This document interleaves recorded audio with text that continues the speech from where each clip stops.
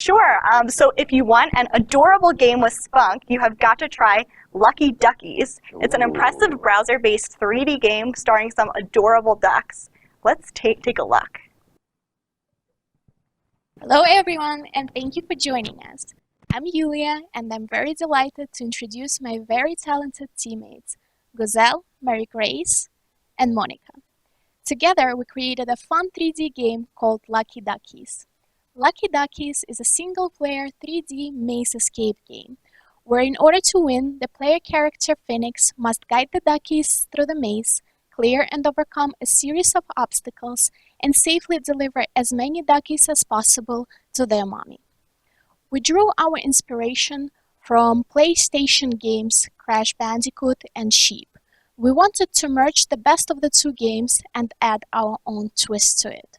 We chose rubber duckies as our main character to pay some respect to the rubber duck debugging method, which became very, very handy while developing the concept of the game. And now it's time for Guzel to walk us through the game concept. Thank you, Yulia.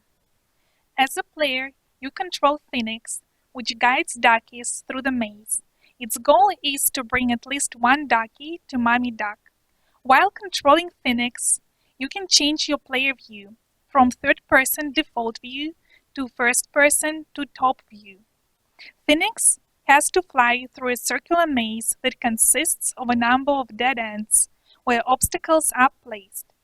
While going through the maze, Phoenix may run up into them and have its duckies entrapped.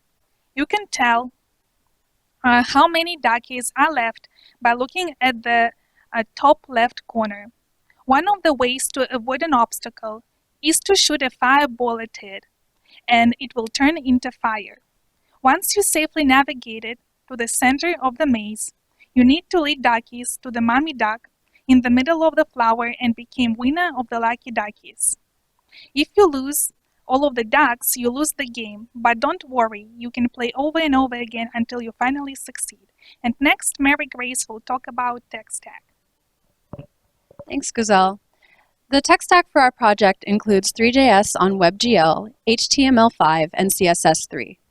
We chose to use Three.js to develop our 3D game because it does not only provide a basis for implementing augmented or virtual reality, it also allows developers to create immersive in-browser experiences. Three.js is a JavaScript library and API which utilizes WebGL to render 3D graphics in the browser. WebGL utilizes HTML5 to display our game in the canvas element in the browser. HTML5 and CSS3 allowed us to access the canvas and display other elements on the screen, such as the instructions, user score, and the win/lose screens. Three.js is what we used to load 3D models and create the game environment. Up next, we have Monica talking about the logic behind our game structure and character movement.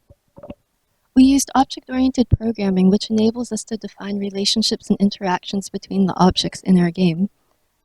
Three.js is not a game library, so we had to write many of the core elements of a game engine, including collision detection and raycasting. Without raycasting, the objects in our game would move through each other like ghosts. With raycasting, our objects appear solid and can act as barriers to our motion. We also attempted artificial life simulation by modeling the flocking behavior of birds. Swarm intelligence studies the collectivist behavior of decentralized and self-organizing systems. The ducks in our game are autonomous agents, meaning they are programmed with the ability to desire and make decisions based off of their perception of the environment. Each duck can seek a goal or a target. We defined flocking by 3 rules: separation, alignment, and cohesion. Just like the ducks in our game, we too went on a journey fraught with obstacles. It has been a pleasure and honor going on this journey together. We hope you will enjoy our game. Thank you.